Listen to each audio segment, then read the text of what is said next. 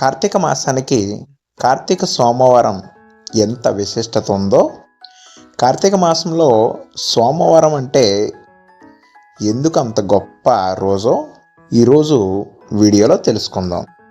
శివుడికి అత్యంత ప్రీతికరమైన రోజు సోమవారం. అందులోనూ శివకేశవులకు ఇష్టమైంది కార్తీక మాసం. సోమవారాలు ఆచరించే స్నానం కానీ, జపాలు కానీ, వ్రతాలు కానీ 1000 అశ్వమేధ యోగ ఫలాన్ని పొందుతారని ప్రసిద్ధి.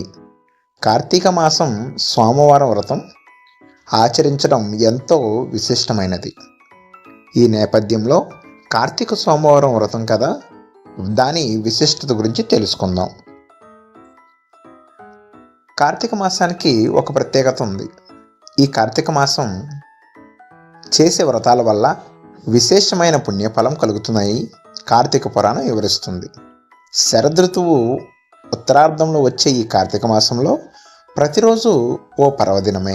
అందుకే కార్తీక మాసంతో సమానమైన మాసం లేదని అత్రి మహర్షి అగస్త్యుడికి వివరించినట్లు మన పురాణాలు చెబుతాయి. ఈ నెల రోజులు కార్తీక పురాణం చదవడం వల్ల, వినడం వల్ల శుభ ఫలితాలు కలుగుతాయని చెబుతారు.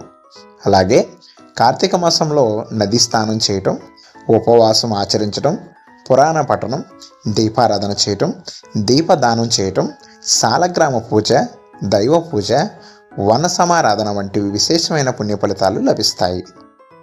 అలాగే శ్రీ మహావిష్ణువు ఆషాఢ శుక్ల దశమి నాడు పాలకడలిలో శేషతల్పంపై యోగ నిద్రలోకి వెళ్ళి తిరిగి కార్తీక శుక్ల ద్వాదశి నాడు నిద్ర నుంచి లేస్తాడని అంటారు. అందుకే ఈ కార్తీక మాసానికి భక్తులు మరింత ప్రాముఖ్యత ఇస్తారు.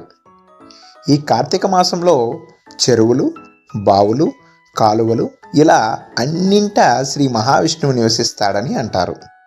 ఈ కారణంగా కార్తీక మాసం పవిత్ర స్థానాలకు ప్రత్యేక స్థానం ఉంది.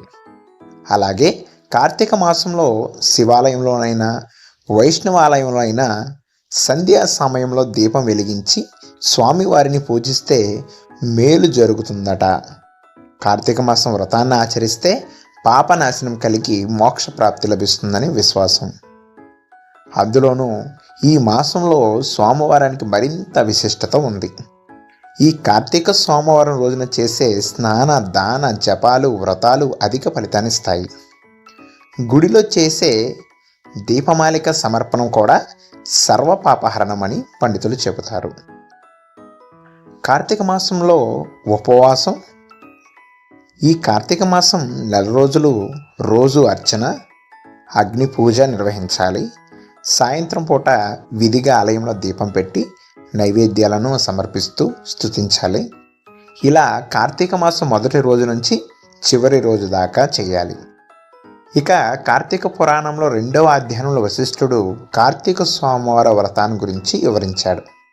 ఈ వ్రతం అనేది ఉపవాసం, ఏకభుక్తం, నక్తం, అయాచితం, స్నానం, తిలాదానం వంటి 6 రకాల సోమవార వ్రతం ఉంటుంది. అంటే కార్తీక సోమవారం రోజున పగలంతా ఉపవాసం ఉండి సాయంత్రం వేళ శివాభిషేకం చేసి నక్షత్ర దర్శనం చేసుకున్న తర్వాత తులసి తీర్థాన్ని మాత్రమే సేవించడాన్ని ఉపవాసంగా చెబుతారు.